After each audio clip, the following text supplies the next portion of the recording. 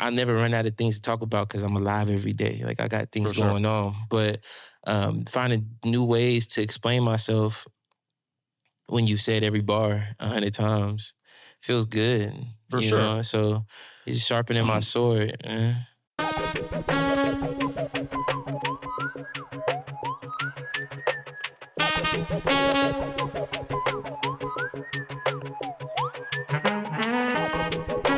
good? You all ready? You good? Ready? Good? All right, ready? All right.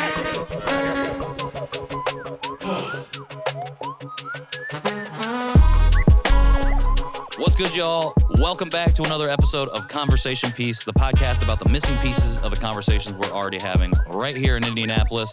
I am Patrick Armstrong, your host, and I'm excited to be here with you in 2025, the year of community.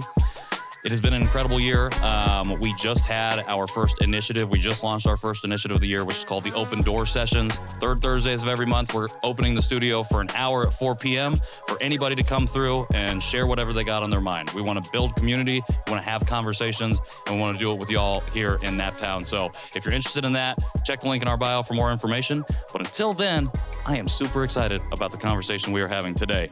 My guest today is an Indianapolis-based rapper, producer, graphic designer, multi-band member, podcaster, father, and just a multifaceted, super awesome human being. When he's not out doing his own thing, you can find him in community with some of the most incredible artists from across the city and the country.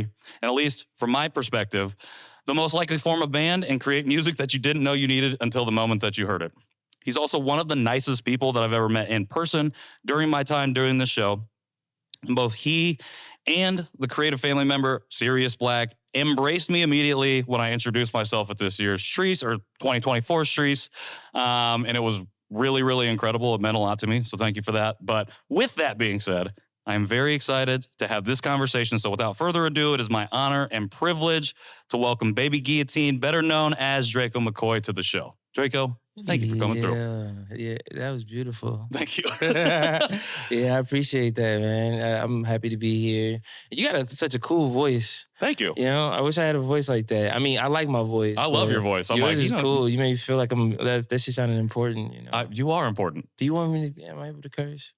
Absolutely. You can say whatever you want. I'm trying not to curse too much because my mama probably gonna listen. Hey, mama. Yeah, let's go ahead. 100%. Well, I, again, been following your work for a little bit, especially doing the show, talking to people like Skip and Double A, people in the hip hop scene. Like, your name constantly comes up, along with like Sirius and Oreo Jones, and your music, I think, in the same way that all of the artists that we've had on the show so far do, is just so unique to itself, but also carries the spirit of the city in some way. Like, it is Naptown, it is Indiana, even though it is Drayco McCoy.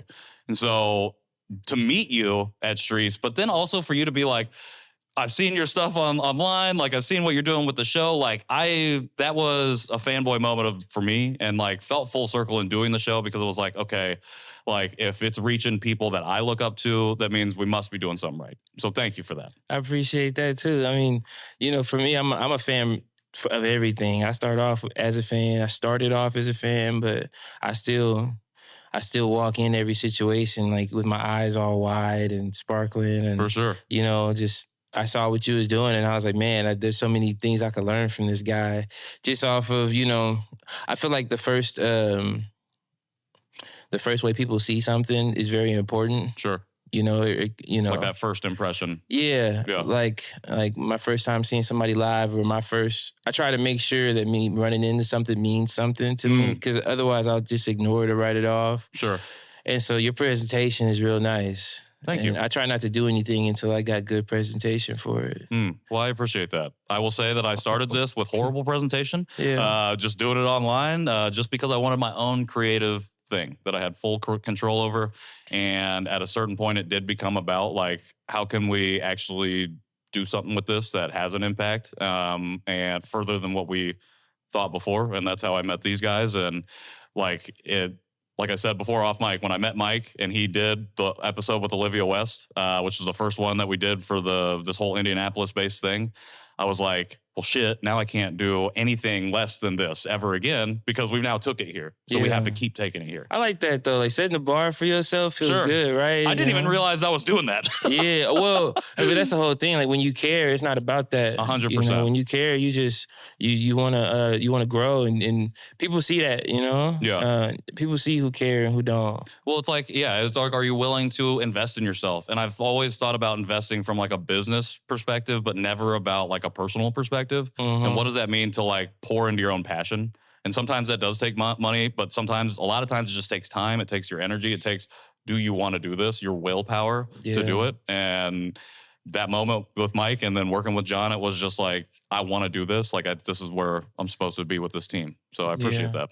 You know, the amount of how much you want something, it could change everything for you if you don't want to do, you know, shortcuts. For sure. You know, because like I know some people who want stuff so bad, but they'll do everything but, you know, learn new skills or put things into their own hands. Because we all wish some things could be different. You know, right when you start. And I like to spend a lot of my time, you know, writing down ways that I could accomplish things myself. Sure. I'll look at it and I'll be like, bruh, that's gonna take so much time, but. Then 4 years pass and you're like, man, I could have been so much further with this. That's true. If I just started, you know?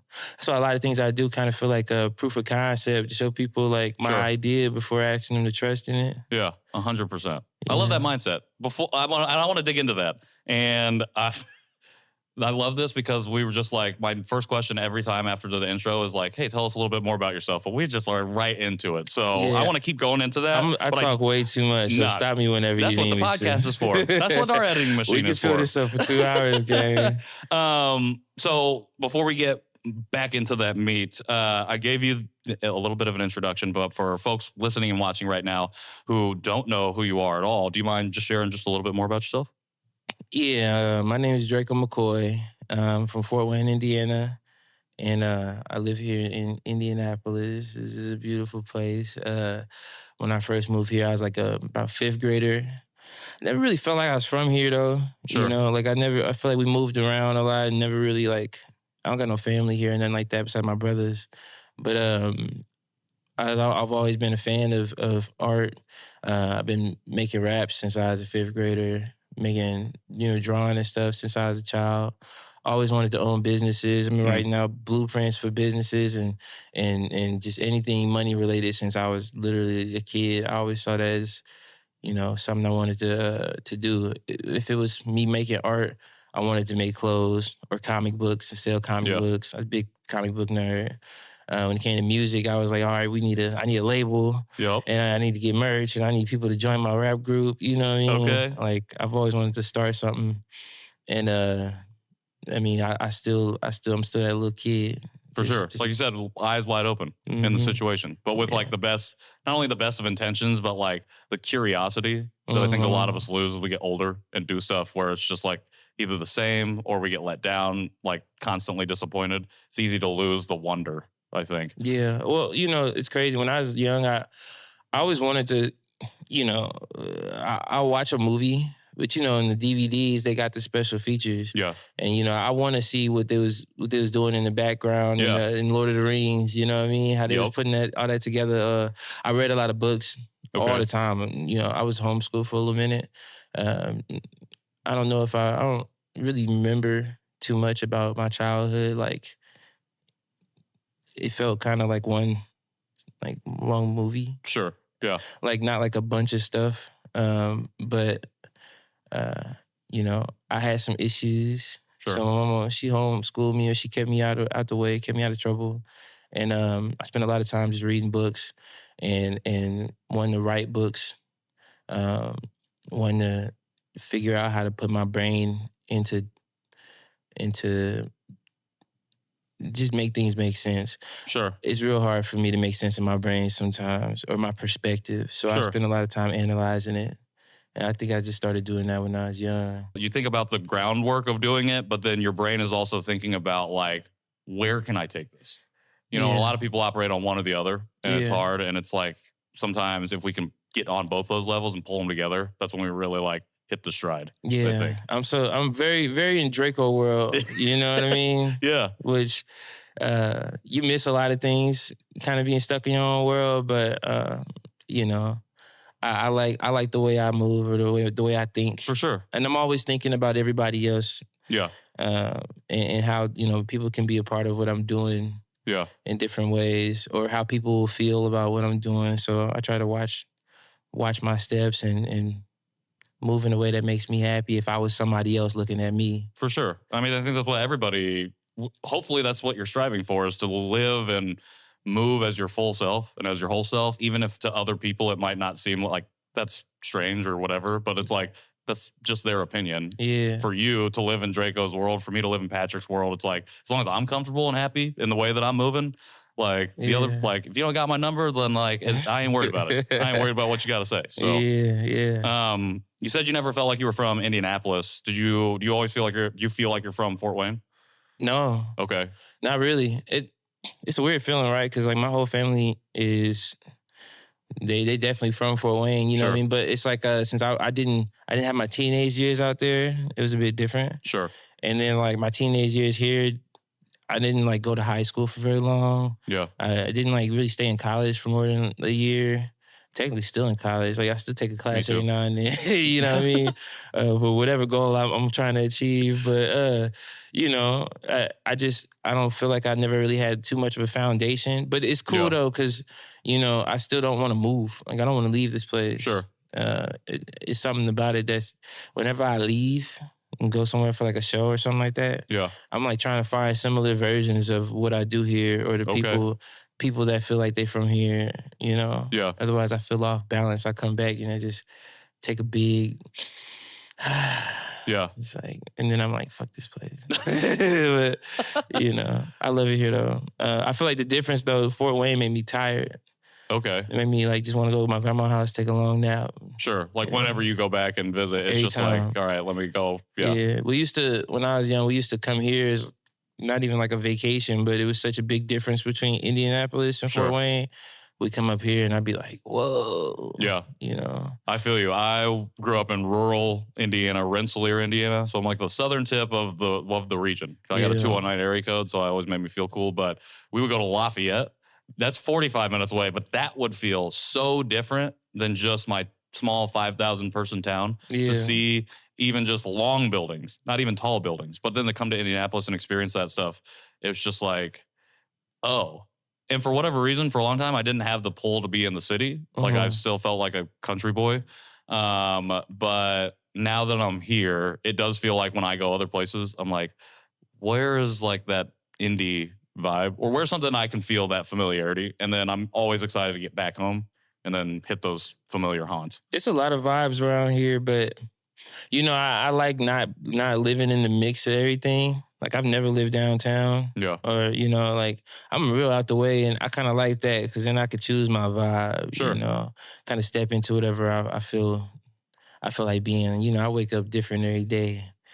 Who knows what swag I'm putting on? Who knows? You're in Drayco's world, and that's okay. Well, then we can come into it whenever you got whatever you got going on. We can be a part of it. Yeah. I read that you had talked about how your uncle would pull up with basically inaudible music because the bass was just cranked to 11. Yeah. And that was something that really like left an impression on you. I was wondering, like, do you remember specific musical influences at that time that were like, this is something that I'm gonna latch onto? Music has always been special for my mom and my aunt and my uncle. They was, pretty prominent in my life. But I mean, obviously my mama, but she'll listen to Erykah Badu and then throw on like Lil Jon and the East Side Boys, and then you listen to the Forrest Gump soundtrack. They had the Leonard Skinner song on it. Yeah. I think it's Leonard Skinner. Freebird. Freebird, yeah. Or like that Harry Nilsson song, Everybody's Talking. Oh, yeah. Everybody's talking at me. Can't hear a word to say. I love that song. Like, I don't know, stuff like that was like really, really back in the day, we would watch the same movies all the time. Sure. Like all the time. Or, to the point I'm learning all the words to the movie. Right. And learning all the songs in the movies. You can act it out scene for scene. Like I can do that now with some stupid stuff. Me too. My wife does not enjoy it. Yeah. With songs, you got albums and we just hear the same songs a lot. Justin Timberlake's Justified was ridiculous album, 10 out of 20, where 10 out of 10. He was snapping. He's acting up. But I remember, I forget what year it was when Thug Motivation came out, Young Jeezy. Okay. I think we was playing a lot of Def Jam, Vendetta around that time. Oh, okay. I just picture myself just like sitting, they was burning CDs back then. Yep. So my auntie, she'll have a whole bunch of just relevant music. I feel like maybe sometimes Fort Wayne might catch on to something kind of late.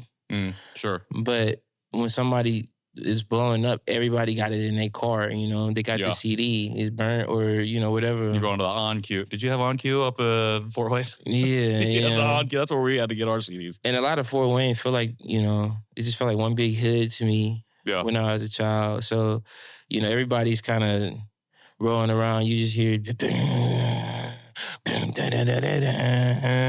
It's like a part of the city. Like it's part of like that. And Jeezy was going crazy at that one particular moment when the album dropped. And I just remember it's the only thing, like I don't know. Something about stuff like that made me feel like I could, like I wanted that, Yeah. Like I wanted something to get the streets high. For sure. I'm not no big drug dealer and stuff like that, but it looked cool to see people be able to do that from a place they don't even live at. Sure. You know? Well, and then it's like also the creativity of just the music itself and like getting people to move like that and also be like, I'm not this, but I can create in this realm. Yeah. You mentioned your auntie a little bit, a couple times. I read that she taught you how to pen bars, like, and the way that you write, even to this day, is still similar to how kind of like she taught you. I was wondering if you remember any of those original bars that you started to write, and if like any of those things, like you draw an inspiration from those old original things, like those old collaborative sessions with your auntie. I remember all my bars. See, it was like 5th grade, right? Boom. I was like, yeah, I'm taking this rap shit seriously, I was drawing logos for myself. I had a big idea, a big business idea. I was going to be a record label guy and I was going to own a label. I was going to get shirts made. I made business cards. I made a website because I used to look up to Soulja Boy. Okay. Soulja Boy was an entrepreneur. Yep. He had Yums, the shoes. He had a website. You know how you can look at the coding of a website if you accidentally press something stupid and you just see how it. Yep. And then I'm like, I would do that on purpose to figure out what people make they sites on. Okay. You know what I mean? So he used to use this profile, this thing called Ning.com. It's Ning.com. It's kind of like Wix, but people use now. And back then I was like, oh yeah, I get it. So, every time he dropped the tape, he had a new site. It was like a fake Twitter. Like you could have members on it and stuff like that. Yeah. So I had mine. Like I was like, yeah, we finna do this now. I'll get it cracking. I feel like I was like, I'm gonna be a superstar in like 2 years. And so she was like, well, if you're gonna rap, you gotta figure out how to write. This is illegible. We're not doing it like this. I'm like, well, how you do it? And so she started showing me her raps. She like record them on her phone. And I like the way she do it because she'll put like a dash or something like that. It'd be like where you pause for a moment. Sure. Or like I section them off differently. I don't know how other people write, but like to me, certain things make sense. Yeah. And yeah, I still do it to this day. It's funny, like I was on the computer so much back then. I wrote all my bars out on a Word. Yep. And I was like, she like, why everything got a red line under it? I'm like, cuz, man, I'm not saying it like the way it's supposed to be written. You know what I mean? I put it all on a CD. I asked my mama to print them out at work. I was like, yeah, these my bars. Just don't look at them. Don't read them. But I'm going to be big one day. I love it. You still have the physicals? Probably in our house somewhere. Okay. Yeah, because we got just boxes of paper, scraps, notebooks and stuff. I got like home videos that I was making because I wanted like a TV show. And I probably don't even want to talk too much about it because I don't want nobody to ask where it's at. But yeah, like I had like, video game CD cases. I take them out and redraw like the cover of it and, draw on the CD that were burnt and just have like the home video. I wanted to have like a comedy sketch show. Okay. You know what I mean? Like, I never have do an idea, Yeah. You were never, so it's like, I listed a bunch of labels for you, like rapper, producer, graphic designer, like you. But when we talked to Fitz, I talked about his style of art, and he was like, he pushed back on the notion of having just a specific style and being like, he's just an artist who can dabble in a ton of different things. Yeah. It sounds like as a kid, you were like, you already realized that's what you wanted to do. Well, art, there's every aspect in all of it. You know what I mean? Like, if you want to be somebody who like is a movie lover, the music in the movie, it matters, or I wanted to write books. Sure. And I remember when, a lady that wrote books came to my school and she told me how much she make on each book. And that's when I was like, I'm off that. I'm so off that. Done with it. They're not getting nothing, you know what I mean? But like, I used to be a big like Harry Potter fan growing up, which has nothing to do with my name. It's my real name. It's got the Y in there. Yeah, it's my real name. It's my dad's name. But I'm a big Harry Potter fan, and when the chapters change and you get a little picture or whatever, or the cover art, every book, that you need an artist. You need somebody to help you depict this type of stuff. You need the music to match. And I always was like, well, I like all those things, so I'll do all those things. At some point, if you like making rap, you're gonna have to be in a music video, right? Or the bridge from being a successful artist, rapper, to being in a movie one day. Mm-hmm. I was like, all right, I'll do all of it. People like 50 Cent, Soulja Boy, they ain't never stopped with, I just rap. Right. I'm like, all right, well, I like tech, I like video games, I like art, I like, movies and TV shows and comedy. Yeah. And these are all things you can do if you feel like it from any perspective. If you start off as something, it may be harder for a basketball player to become an actor one day, but rap, I know you can do whatever you want. Sure. I think it's really interesting that you bring up like when you found out, authors don't make that much money on a book. So like, I don't really want to do that. And before the advent of streaming, like you could make a lot of money because you sold physical copies of your music and like the studios or like whoever were doing that. Now, because you brought this up, I never actually thought about this, but I feel like music has moved to the way of the author in a way where you're getting cents on the dollar for the music for the art that you create. Yeah. That is like how it was for authors back in the day. Have you ever thought about that? I guess I'm just thinking about it now. But I mean, sorry to cut you off. No, you're good. I'm just like, you brought that up in my mind. I'm like, I've never asked an artist about like, okay, have you ever thought about like, how do you navigate that kind of situation? If I was young right now, I'd probably look at rap as something I didn't feel like doing no more because rappers ain't making no money. But like rappers are making money. It's just, you just gotta do it off of something else. You're not gonna get rich off some streams. It's people, you can get a nice check off some streams. Sure. Like if you but you gotta get a lot of streams, and hopefully somebody not getting, all that money before you, Right. If you sign something weird. But at the end of the day, like, I like this era because it's all in my hands. I feel like, I wasn't doing much when people were selling albums and stuff like that. Sure. But I know you had to be on a label. You had to get a record deal. Exactly. You know? Whereas right now, I don't. You have the control to do it the way you want to do it. Yeah. You architect your lifestyle. Like I wanna be in control of what I'm doing because who knows what I'm doing tomorrow. Like this is fun this way. When I started, I ain't even for the first like, let's see, in 2017, when like my streams was the highest, 2017, 2018, most of my stuff was not on distribution at all. Like most of my career was not out on Apple Music and stuff like that, Sure. And it's fun to just to have to not have to care so much, not owe nobody. Yeah. And the thing about being an author is just like I never saw a way for enough people to be able to get the book if I read it. Sure. You know, I wasn't like, oh yeah, I'm gonna put it up on Amazon. Right. You know what I mean? Like, Yeah. I'm like, how people gonna get this book? I'm gonna have to sign to people who gonna have to publish it for me. Right. They're gonna put it in wherever they feel like it's fit. You don't even have control over the cover art. Sure, you give away a lot. They make the cover art for you. And I'm like, bro, that's not, when I get this album done, you know, I'm gonna do exactly what the fuck I want, and I'm gonna put it all out myself, you know? I might write a book one day. Sure. Because it makes sense. It'd be nice to see. Yeah, it makes sense now, especially you got this whole lived experience that you have now. Yeah. And just the way you're moving, like that book is writing itself every single day. So we talked about the show this year, especially being focused on community. And I know like that's been an important part of your journey as an artist, especially in the city. I know, like I read, like when you first moved here and you were in Fountain Square, like you found Fountain Square area, and I was like, okay, I can vibe with some of the stuff that's going on here. I think around that time, like some names I feel like kept popping up: Sirius, OJ, Flacco was another name, and then John Stamps.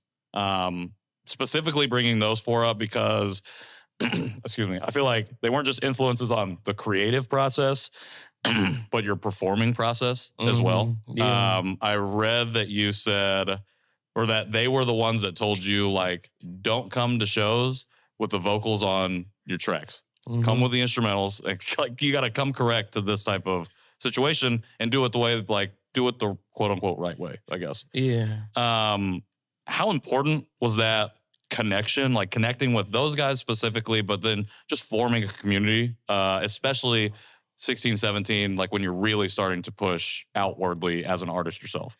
Well, you know, for me, like not being from any like particular hoods from here and stuff like that, like I never saw like opportunity to go anywhere specific to see, you know, like Maxi. Sure. And you know, some of the stuff that I was hearing about. There's this dude, I think his name was like the Joker or something like that. He, you know, came around, he was giving out CDs in my neighborhood and stuff. But like, I was, you know, when he leave, I'd be like, man, where you going? You know what I mean? Yeah. And sure. I used to collect Nouveau magazines. Okay. We was living on Post Road, and I just didn't know nobody. I'd just be in the house on the computer. We was living like right in that little area, and I would read the magazines, and I just started like seeing there's so much going on in Indianapolis, you know, towards downtown. But I didn't know where to start. So I remember my mama took me to this place to go do some spoken word poetry at this like coffee spot or something like that. Yeah. I did my spoken word. They always happy for me, but I still like, man, this ain't enough. Let me figure out where everybody at. I ended up making a friend that put me on to Oreo, Flacco, Ali, Tierra Thomas. Yep. Like, I feel like it was E-Jazz. You know, he's close to my age. So I was like, oh, yeah, I've heard of him, you know? Yeah. And I just started feeling like that was like, that looks accessible. Let me figure out where these people is at, you know, where they're performing and stuff like that. But I didn't want to, like, come around with nothing to show for myself. So that's when I was like, all right, you know, one of the homies from school in my neighborhood, he gave me his recording equipment. Oh, nice. I was like, bro, finally, bro. I used to record in this program called Audacity. Yep. And I was like, all right, I'm about to mix myself and record my stuff, and I'm about to go hard. I played it to my mama. I was like, what you think? And she's like, that shit ass. I was like, all right. Damn, Mom. She's like, go, what your homework? I'm like, all right, look, bro, don't worry about it. We're gonna make this right. And eventually I ended up working on this project called Hold My Whole Dick, which is hilarious to me. I thought it was so funny. But like around that time is when I was like kind of reaching out to people, you know, be like, yo, you want to collab? I fuck with your music. I'm a fan of your shit, you know.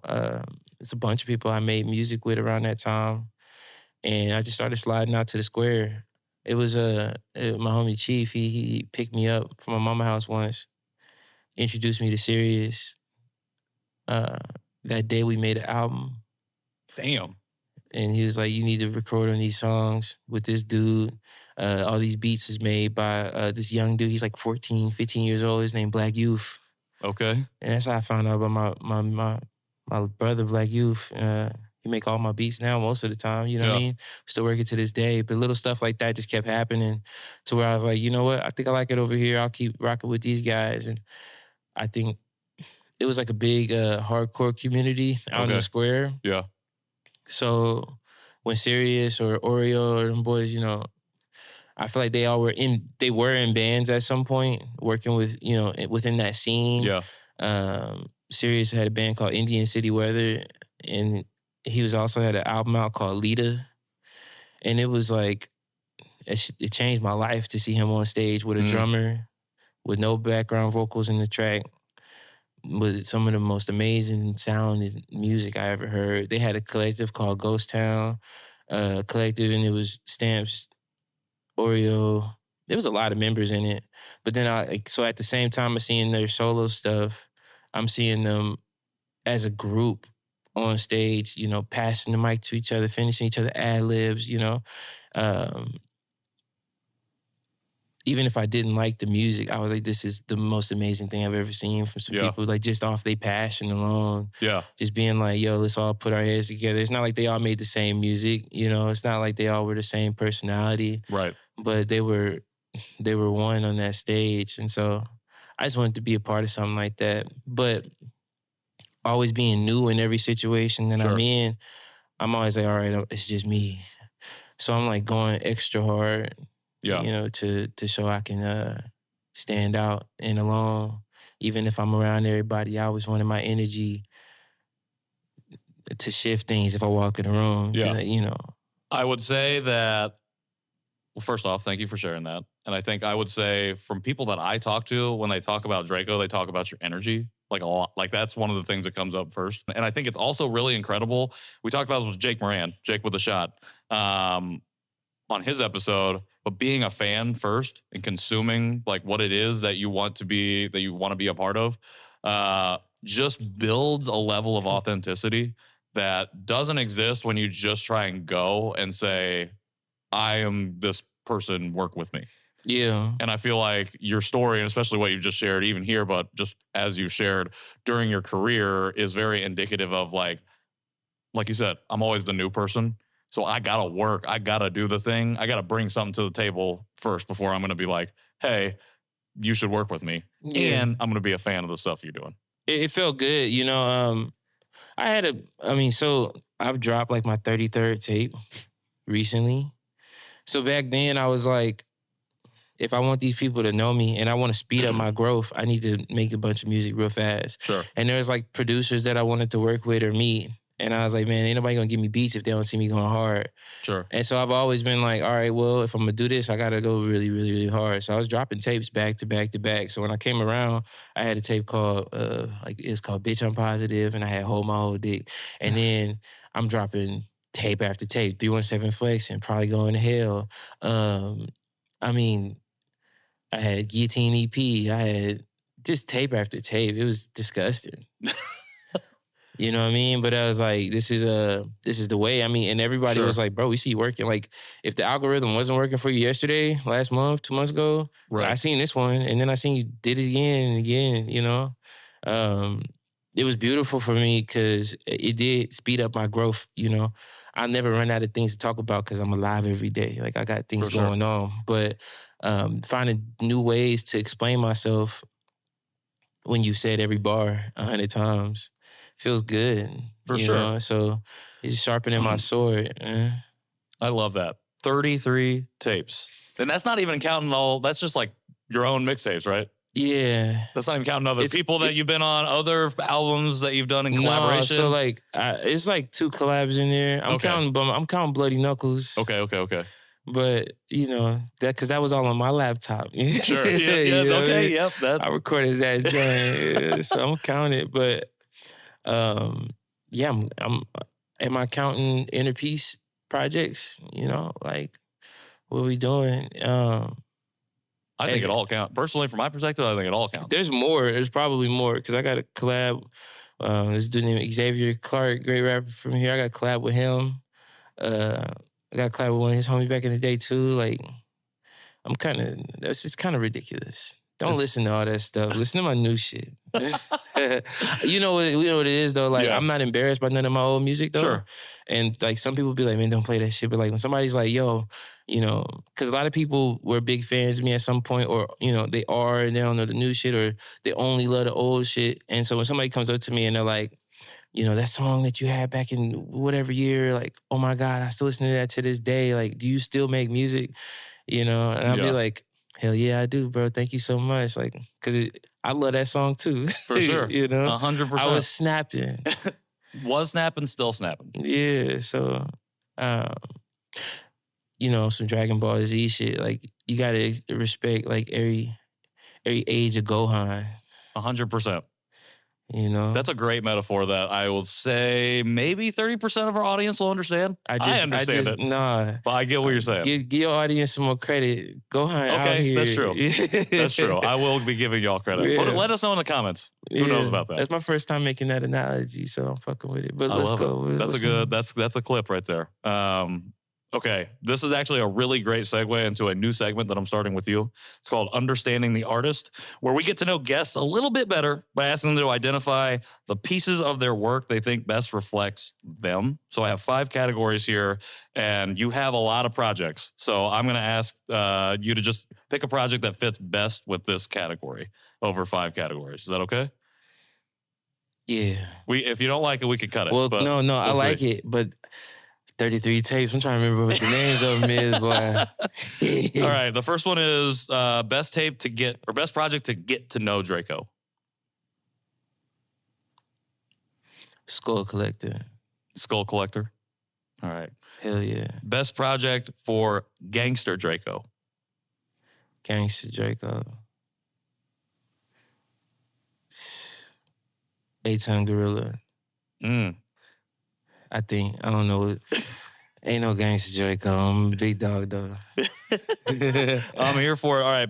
Best project for Melodic Drayco. You know, that's something you're going to have to make a playlist of. Okay. Because I got a lot of good harmonic songs, but I always sprinkle them in my tapes. And then I got a sad song bag, like a motherfucker, too. I made a playlist of my sad songs one time. Okay. I'm emotional.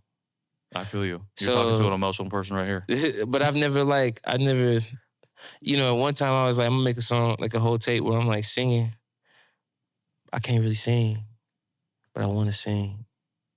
I think you sound pretty good when you sing on your songs. I'm trying my best. I'm trying to get better at it. But now I'm screaming so much in a piece, it's kind of fucking my shit up. You got the scream going on right now. Yeah. So, I couldn't say. Okay. The private playlist. Yeah, you have to of Drayco. You got to know him well to get that playlist. Have fun. All right, I got 2 more. Best project for collaborative Drayco.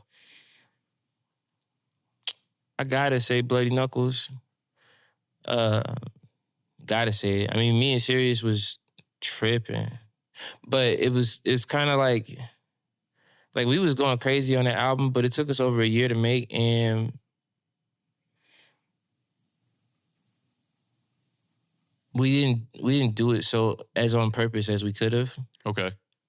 Like, we was just seeing how it go. Because, like, our first project together just happened. Yeah. And we just want to do it again. Because, he one of the only people I could say I feel like he rap better than me, but in the way he rap. Sure. And then he might say the same thing. I think he'll say the same. He tell me he'll say the same thing when I say it. But I've yet to hear him say it. You feel me? But like, right, I think it's true. Like, I mean, because like we rap differently. Yeah. But the way he rap is like, it's like reading a book that you have to envision. Like, when you finish a certain page, you'll draw some crazy Final Fantasy looking at shit. You know what I mean? Because like the way he depicts things is magical to me. And oftentimes when I'm like, when I'm thinking of an experience that I want people to have, I use the word magic because I want you to see and feel the layers of the song. And he's good at, I'm gonna say, oh, I was in the car in the McDonald's parking lot getting my dick sucked. And he's gonna say something like way more majestic, and then you know what I mean, like something that you're gonna have to hear it a few times, For sure.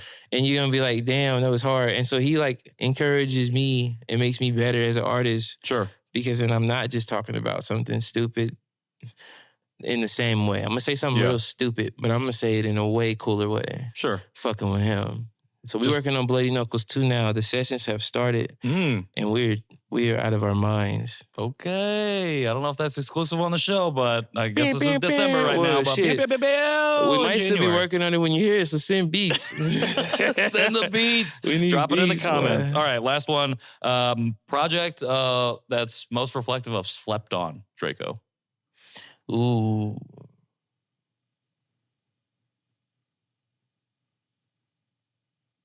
I mean, my new shit. I dropped a tape called I Know You Hear Me. And I don't know, I don't feel like nobody's sleeping on it, but like, you know, the algorithm ain't the best to your boy lately. Hey, look, Instagram kind of crazy. I'll post an album and I'll put it on my story. I'll put myself on my story flexing in the gym. The views is crazy. All these likes and all that. I'm like, yeah, they like when I do the arm thing.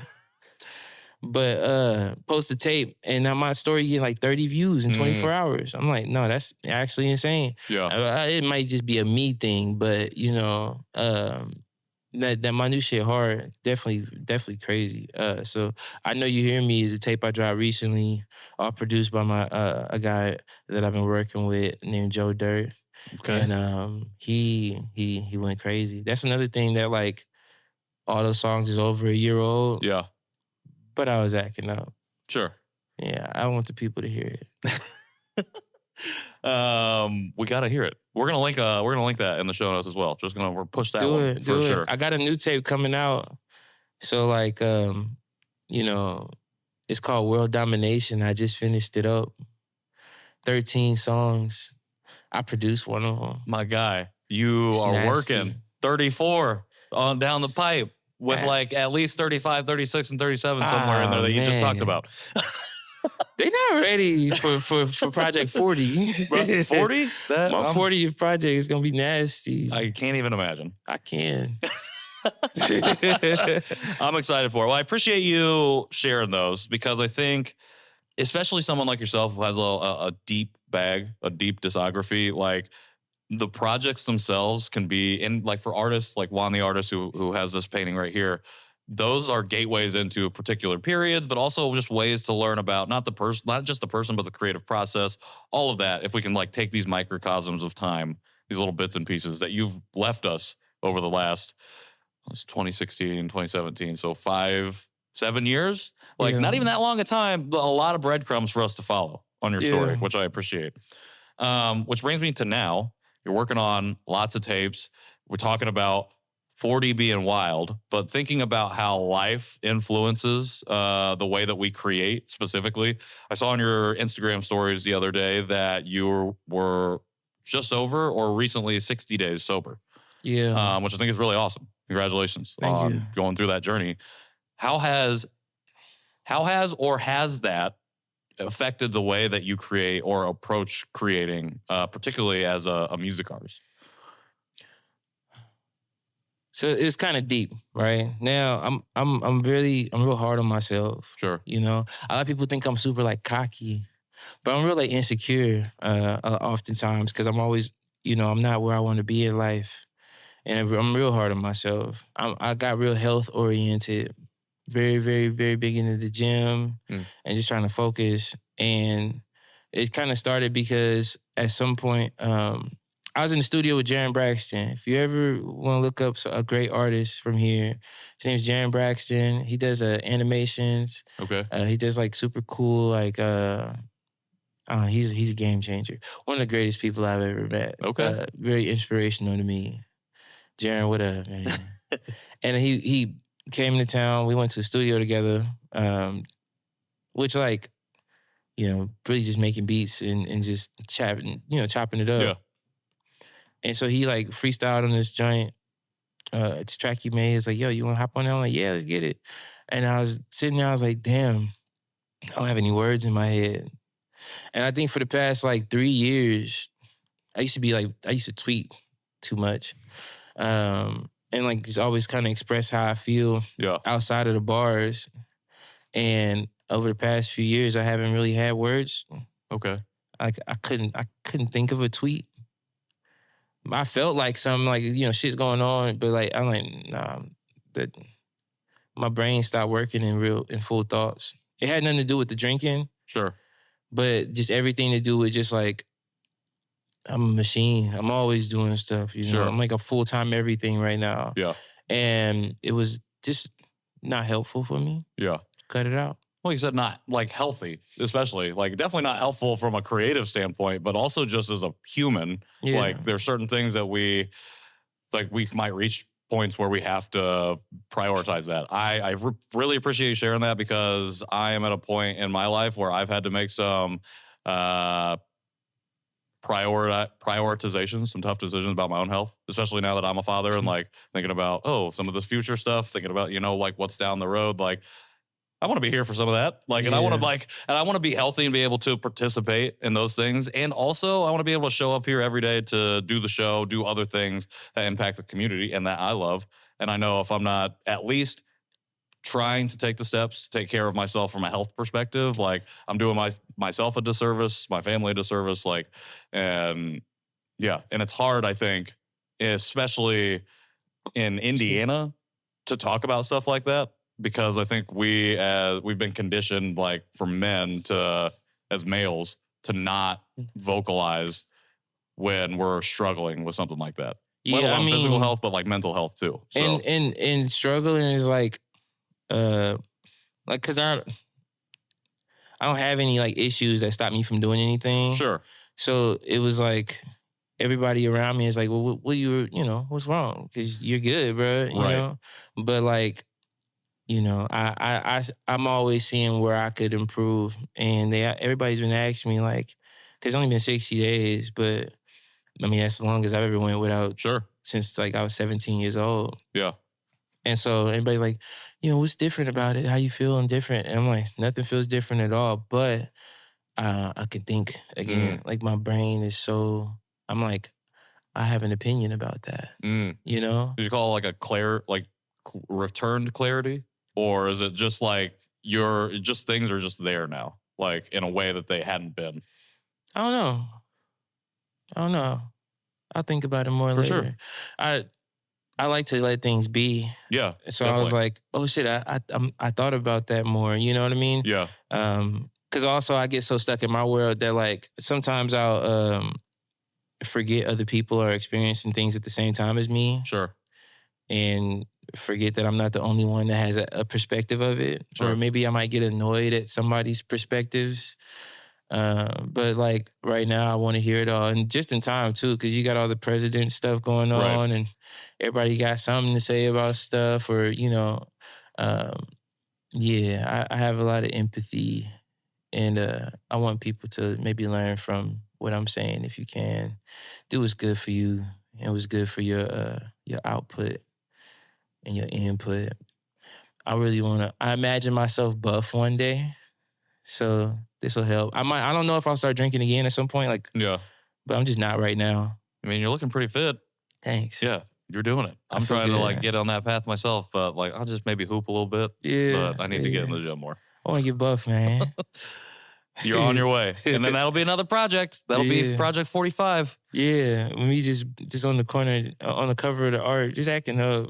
They're not ready for me with a 6-pack. Oh, I'm excited about this new music. They're not ready for that shit. I'm excited for this new music. Okay, so year of community. We've talked a lot about community from just like your own journey into the Indianapolis music scene, specifically from a hip hop perspective, but the hardcore scene in Fountain Square. Talked about just meeting. Okay. I'm saying all this because I want to move to our other segment, which is called Give Them Their Flowers. We ask all of our guests to give a person or some people the flowers they think they might deserve right now. I wanted to ask you because we've brought it up a couple times and you talked about your initial meeting, particularly your relationship with Sirius. You talked about how you created an entire album, like literally the first time you met. I was wondering if you wouldn't mind if you think he deserves it. Sirius, if you could give some flowers to him, throw some flowers his way and say some nice words man, about you Sirius. should see us in the car at 3 a.m. I'm over here like, bro, you the hardest nigga. We gonna take over the world, nigga. Fight these niggas, man. They gonna see us. Yeah, I mean that's my dog, man. You know, me and him have a similar timeline of things. You know, what I mean, we had our first daughters around the same time. Okay. We was juggling, you know, that experience and still being creative. Me and him both share the passion of not being so inside your own world, but still trying to maintain your own path and story. You know, I feel like neither one of us try to alter what we're doing based on what's popping. And I respect him as a lyricist. I respect him as an artist. You know, our personalities are similar, as in like, you know, we know who we are. Yeah. And it helps when we link up to where. So the reason why we named the album Bloody Knuckles, right? When he met me, I met him like, oh man, he's so fucking cool. He's so cool. Like, this is crazy. And he met me and he said, he like, man, who is this? Who this big ass nigga think he is? You know what I mean? And so when he get to rapping, I'm like, this nigga trying to rap better than me. And so I rap mine. And he like, this nigga trying to rap better than me. Like what? You know?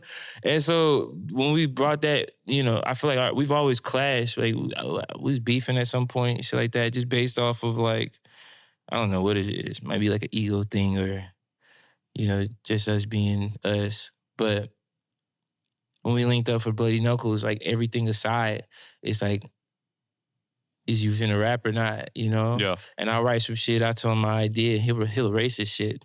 Be like, nah, fuck that. You know what I mean? And it's like the game Bloody Knuckles. You punch somebody in their hand and they gotta punch your fist back, and you know, do that to both of y'all just sitting there like, all right, bro, somebody gotta quit at some point, you know? And, you know, some of these songs, we just going back to back, bar for bar, no hook. Yeah. I like that. He's the only person to do that with me. I've tried to do that with a lot of people. He's the only person that's done that with me so far. Like, in recent times. I love that. Thank you for sharing that. Serious, I can't wait to have you say some nice words about our friend Drayco here. Anybody else you want to give flowers to as well? Everybody. Everybody. Dude, everybody. You've been to Trees. This city's crazy. Yeah. This city's nuts. I want people to do their homework. If I start shouting out names right now, I'm gonna wish I said more. So if y'all ever get a chance, man, Indianapolis is one of the best places for great music. There's so much going on. 100%. There's so much going on. And my podcast is gonna come back at some point. Hey. So you might see me talk to him. There we go. Because I'm a fan. I can't wait for that. Yeah. I can't wait for that. Well, I appreciate you sharing that. Again, shout out to Madeline and Frida's Flowers for sponsoring this segment of the show. Frida's Flowers Indy for all your floral needs. I got a couple other questions I want to ask you as we get ready to wrap it up here. Ask me everything. A lot of things that I would love to have maybe part 2, 3, and 4 on, especially as we get to Project 50, 60, and 70. You know, we're going to have a lot more things to talk about. You brought up the city, the music scene here, going wild right now, particularly in this moment. We're recording this in 2024 still. I would say that the Indianapolis output in 2024 of albums and projects is one of the best runs of any city in a long, long time. Yeah. Like, it has been absolutely insane, in my opinion. With that being said, one of the things that we've been focused on in the show is, like, how do we continue to, like, build community, build the bridges, build the infrastructure that we might need to push other artists to the fore as people continue to grow. I was wondering, from your perspective, somebody who's been prolific in the last decade, but somebody who has built community across this scene, what would you like to see more of in 2025 from not just a hip-hop community, but from, like, the music and creative community here in the city? Is there anything that you would like to see more of in 2025? I want to see less hate. Boy, oh boy. We got opinions around, you know? I think people really, I imagine us having more and shit getting worse. Sure. I don't know. The backlash of Treese really, really makes me upset sometimes, I feel like my boy Oreo really, he had really incredible intentions being in that area. And I don't want to speak for him, but, I watched him do that. I watched him start it. He seen these venues. He saw something missing. He frequented the area. And he said, I want to do something for the city. And I can't imagine anybody ever having a problem with that. But, you see things develop and then you see people's, love, but then I want to see things happen for us one day, but I don't want to see the negative parts of it. Sure. And so I don't know what we need because I don't know what people want. Sure. You would think that this was everything we all wanted. And then you get some real, hating ass shit going on. You know what I mean? I'm like, damn, bro, I thought this was the vision, right? Right. I don't know what they want. But I say like in the hardcore community, Inner Peace has been welcome in every city that we go to. People give us a place to stay. They actually listened to us before we got there just because we was on the bill. You know what I mean? Like people come through, them buy the merch, and then they're just super geeked up and like actual fans, consumers for of real. Music. Yeah. When Inner Peace started from nothing, it's just. It's not like I was walking around. This is Drayco McCoy's band. Like It's just Inner Peace. It's good music and it's going up based off of that. And when bands come here, the homies, my band, get them a place to stay or, you stay in my spot and the community feel like this, to the point where like people that I saw as like real famous people, like if they had that same stats as a rapper, that nigga would not. Sure. He would not talk to me at all. You feel me? Right. Whereas like they are already embracing me, and this is just something else. Just different communities, different situations, and stuff like that. But as far as for hip hop, I would love to see some more people starting their own things. Maybe being able to feel.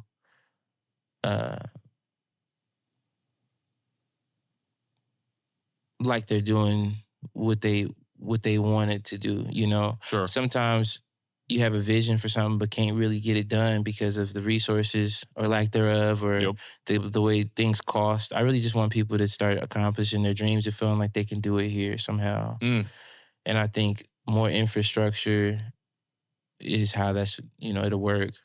But the intentions, everybody, and the perception, and, anybody who starts a big label here or something is going to be picking up a job. I don't think they know what they're doing. You know what I mean? Yep. Anybody starting something here, have fun.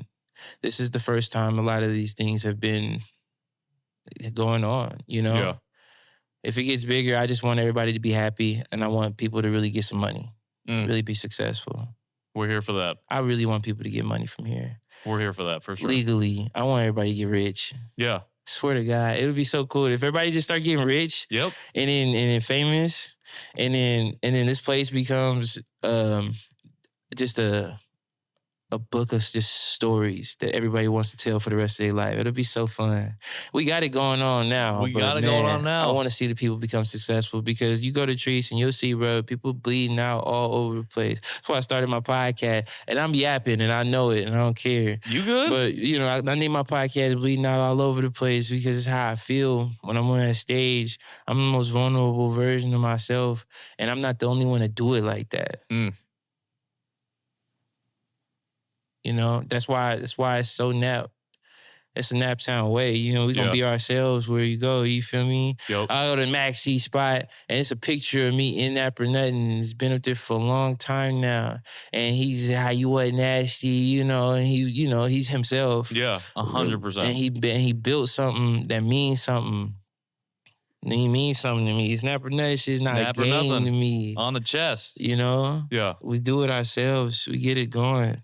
It's beautiful. So I feel like everybody that living like that and being their true self to the point where, you know, they are making a craft that is just so amazing. And I hope the world can hear that one day, you know. I hope their mama can be part of that, you know.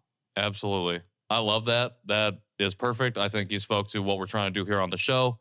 I think your podcast needs to come back expeditiously, as our friend Murdoch likes to say. Drayco. Bring that thing back because we need to continue to have more of these conversations. We need to continue to dispel the narrative that we can't be successful here and that people can't make it here. We can make it from here, but I ain't never moved to LA. I ain't never been to Atlanta. I've done a lot from the crib, but my boy Omar Apollo is definitely a big example of how you can really turn it up if you get out of here, you know. But we shouldn't have to do that. It can be an opportunity to. But I like what you're saying. We can. This can be a place. There's no reason that it can't be a place. Some people tell me how much shit would have changed for me if I would have left. I don't think about that type of stuff, but sure, you know. Well, people are always going to have opinions about other people. I like what I've been doing, but you always wonder, you know, how far can we go? To be continued. To be continued. This I want to have that. I want to have that conversation. That's gonna be crazy. How far if can we go? If we figure this shit out, I think we can figure it out. If we figure this shit out, my out, goal is to hopefully have a workable solution by the end of this year. So shit, you got 30 days. 2025, 2025 for the cameras. Yeah, tell me when not you come up this with year, it. but we have the bones of a workable idea. I think in the works for this year. Anyways, I appreciate you sharing that. I think everything that you just said right there is, again, like everything that we want to do here on the show and that we're hopefully trying to facilitate. Less hate, more conversation, and more supporting and collaborating and finding ways to get each other to places of success doing the things that we want to do. All right. 2 more questions, and then I'm going to let you get out of here. We just... Again, 2024, a great year for music in Indianapolis. Great year for music all over the place. Kendrick Lamar just surprised us with an album. Saw you writing a little bit about GNX. Really quickly, because this is 2025, we've had some time to sit on it now. In just this moment, your top 2 songs that you're listening to right now from that. Shit.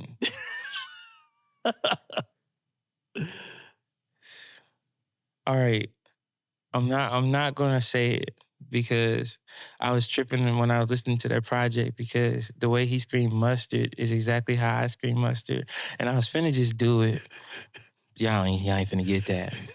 What I'm listening to is the new Drayco McCoy project, World Domination, new single finna drop soon, called My Favorite Typical.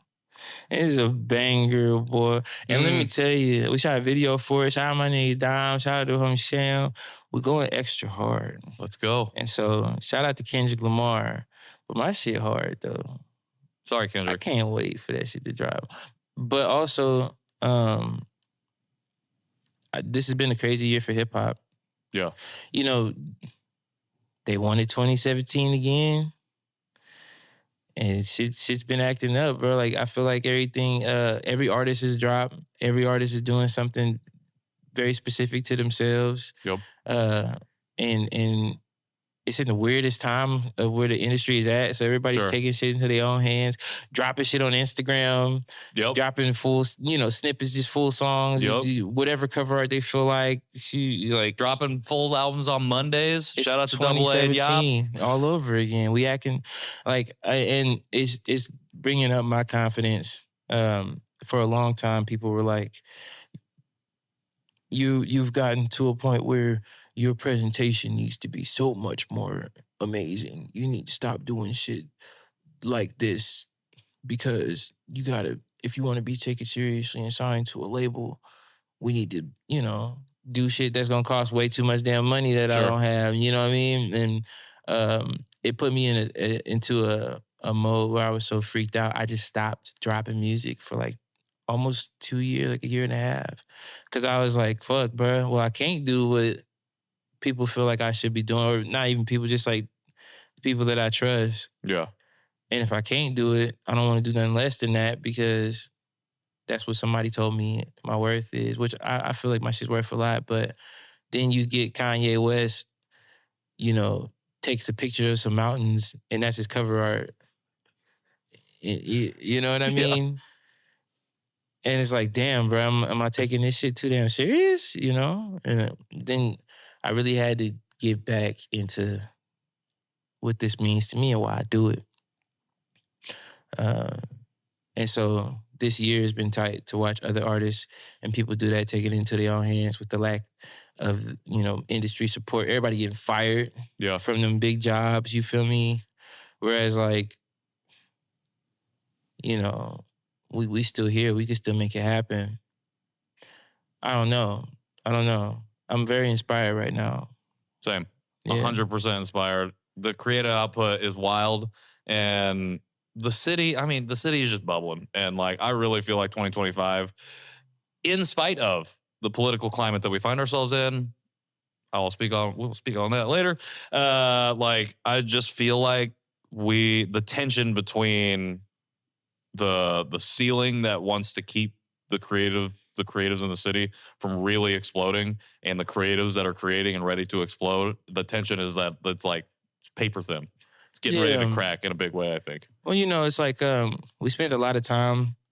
I spent a lot of time wondering how to put Indiana on the map, and I thought it would start with the music. It's happening so naturally with just other random shit. Sure. You know what I mean? Shout out to Kaylin Clark and Tyrese Halliburton. Hey. You feel me? Shout out my boy Anthony Richardson. That's his name? Yep. AR5. But why is he going hard right now too, bro? I'm a Colts fan now. Fuck. I'm a football guy, So it's like, we're seeing this place grow and become something. And I feel like everybody feel it bubbling. Don't nobody want to miss the wave. So get good as fast as you can, or get better.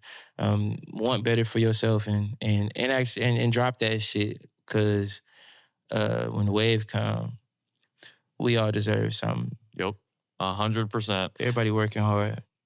Few people working as hard as you, my friend. Drayco, thank you so much for sitting down and sharing all this. We got many parts lined up for the future. Shit. You've talked about a number of things you got coming out. I want you to hit them again. How do we follow you? How do we find you? How do we support you? You, Inner Peace, all the work that you got coming out, Bloody Knuckles. How do we get a hold of that and support it moving forward? All right. So my name is Drayco McCoy, and at name on everything should be just Drayco McCoy, unless you're looking for my band, and it's Inner Peace forever. Inner Peace is a hardcore band in Indianapolis, Indiana, and they call it rapcore, but I think it's Drayco core. We out here. Got his own genre out here. And man, follow my podcast. It was called Bleeding Out with Drayco McCoy, but I interviewed some very close people to me. If you get bored, listen to my interview with Ben Out Here, Visuals, Ben Church, and Indiana Jones, DJ Indiana Jones, Ryan Minor. But they passed away, so I ain't like the title no more.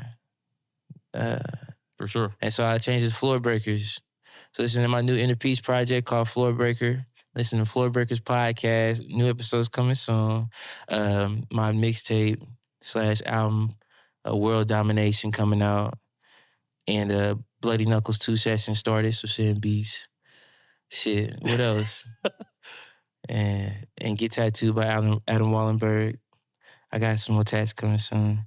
Buy beats from Raylan Black Youth. And hit me up if you need a feature. Let's go. That's community right there. That's community right there. That's how you put people on. In rooms that they ain't in, you put them on that way. Every time. Just like that. I love it. And tell somebody you love them today, and don't forget, because it's very important. And kiss your kids and call your moms if she around. Tell somebody you love them, because it is important. It's more important than ever as we exit January and get into February. And whatever's happening in the world is happening right now. And we need more of that love. Drayco, thank you so much. Can't wait to do it again. Thank you. Appreciate it. Love. Absolutely. Everybody else, episodes every Tuesday, wherever you get your podcasts and on YouTube. Conversation Piece Pod for all the archives. We got merch up there now too. Click on that shop link at Conversation Piece Pod on Instagram and TikTok. Make sure you run the numbers up over there. And last but not least, the open door session, third Thursdays every month. We want to hear from you. Link in bio for more on that. Until next time, this has been Drayco McCoy. This has been Juan the artist, sitting back here behind me. Back behind the cameras and the mics, John Overton, Mike Lee. Shout out to Pattern and Stutz for the space. And I've been Patrick Armstrong. This has been Conversation Piece, and we'll see y'all soon. Yeah.